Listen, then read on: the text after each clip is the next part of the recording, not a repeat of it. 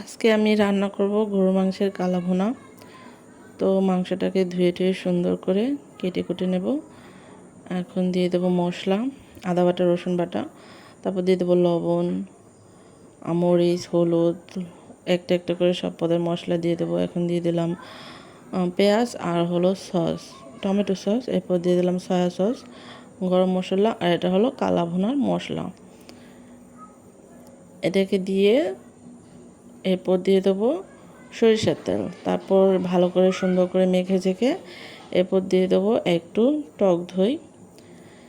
এগুলো সব কিছু একসাথে মিশিয়ে ভালো করে মেখে তারপরে রান্না করতে হয়। এখন আমি সব কিছু দিয়ে একসাথে মিশিয়ে চুলায় বসিয়ে দিলাম।